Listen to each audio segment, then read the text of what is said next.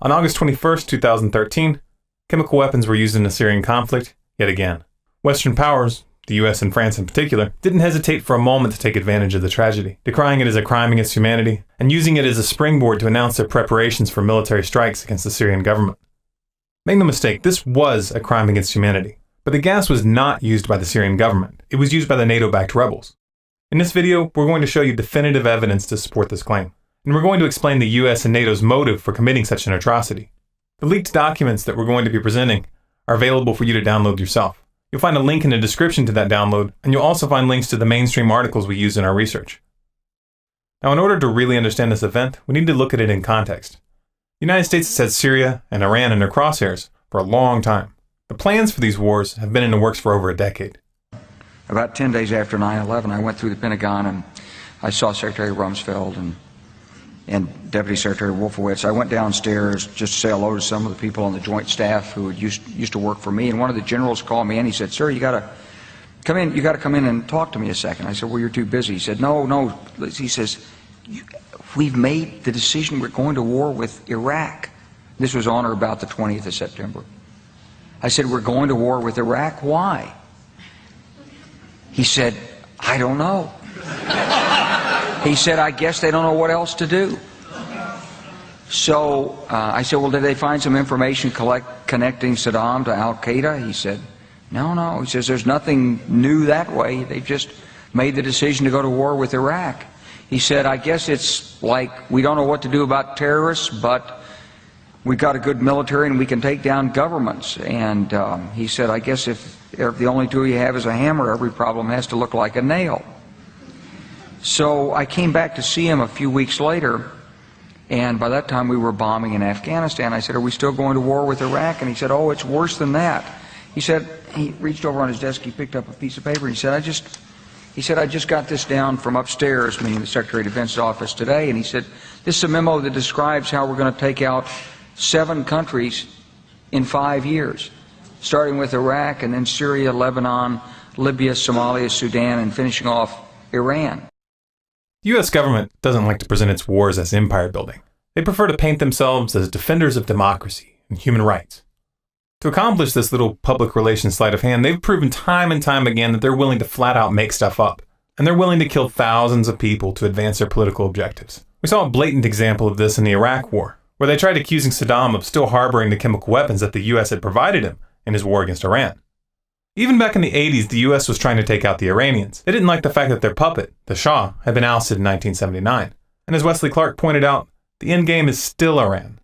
For a long time, they tried going after Iran directly by accusing them of building nuclear weapons. But this line of worn-out propaganda fell apart when elements within the CIA and Mossad came forward stating that there was no evidence that Iran even intended to build such a weapon. You can only cry wolf so many times before people start rolling their eyes. So these chicken hawk neocons switched their strategy and decided to go after Syria to get to Iran. They know that Syria and Iran have a mutual defense agreement, and if NATO forces enter Syria, Iran will be drawn into the fight. Rather than attacking Syria directly, the US and NATO have been running a proxy war by arming and funding the Syrian rebels, also known as the FSA, funneling these resources through their allies in the region. To obscure the source of this support, Qatar has been used to purchase the weapons from countries like Sudan, then route them to Syria via Turkey. Qatar is a close military ally of the US. They provided tank support in the Gulf War of '91, and Qatar served as a U.S. Central Command headquarters during the U.S. invasion of Iraq in 2003. Fast forward to January of 2013 when it was revealed that emails and a large quantity of sensitive documents from Britam Defence, a UK-based military contractor, were leaked by a hacker. These documents exposed a proposal coming from Qatar to launch false flag chemical weapons attacks in Syria and blame it on the Syrian government. According to the documents, the plan had the full support of Washington, and enormous sums of money had been offered for the project.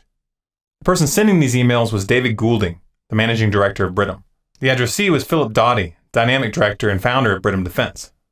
By accessing the servers, the hacker was able to obtain the scans of Doughty's passport, resume, as well as the passports of the Ukrainian operatives that the email suggested should be used to carry out the attack. The leak also included hundreds of other documents containing detailed financial and operational information for Britam Defence, including scores of signed contracts, weekly assessments, and incident reports for projects in multiple countries. Among these were details regarding a contract with Saudi Arabia to help prepare their forces for war with Iran. The leaks also depicted a tight business relationship with the infamous war profiteer, Halliburton. The documents acquired by this hacker were not easy to come by. Most of the places where they were uploaded were taken down very quickly without explanation. However, we did manage to get the files, and we've spent quite a bit of time analyzing them. After investing this time, it's very clear to us that they're real. But don't take my word for it. Just take a look in the description for the download link and go verify for yourself. This leak was never mentioned by the mainstream media at all in the United States or Europe.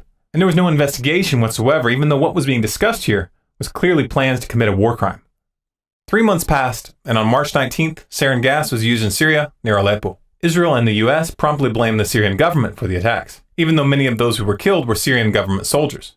Obama began talking about the event as a red line that had been crossed, and the warmongers began their saber-rattling in earnest. However, the UN insisted on investigating the issue themselves, and on May 6, 2013, UN investigator Carla Del Ponte went public stating that evidence from their investigation indicated that it was the Syrian rebels who had used the sarin gas, and that there was no indication that the Syrian government had launched any chemical attacks whatsoever. Russia's UN ambassador Vitaly Churkin agreed with Del Ponte after Russian experts visited the location where the projectile struck and took their own samples of the material from the site. Those samples were then analyzed at a Russian laboratory certified by the Organization for the Prohibition of Chemical Weapons. According to the lab results, they found that the presence of hexogen, utilized as an opening charge, and which is not used in standard chemical munitions, pointed to the attack being launched by the rebels. Rather than cover this development, the mainstream media did what they always do when they don't want the public to look at something. They simply changed the subject. Now, of course, the fact that the US-backed rebels had attempted to frame the Syrian government in order to build support for a NATO invasion would be bad enough. They were trying to start a war of aggression. But let's remember that sarin gas was in fact used. This means that the US and its allies were willing to commit a blatant war crime, killing scores of civilians in order to justify toppling Assad. Nor did the US withdraw their support after this event. In fact, they increased it. In July, the US began openly discussing, quote, kinetic strikes against Syria, as if their lies hadn't been exposed. This, of course, brings us to the attack on August 21st, 2013, where they attempted once again to frame the Syrian government for the use of sarin gas, and once again, they got caught. The first wave of media coverage tried to pin the attack on the Syrian government, and the US and France instantly came out condemning Assad. By August 24th, the Pentagon had already announced plans for missile strikes. But even as they did, their story was already falling apart. The Syrian army came forward that same day with footage to back up their report that they had uncovered a massive chemical weapons cache in rebel tunnels in the Damascus suburb of Jobar. This is the exact neighborhood where the chemical attack took place.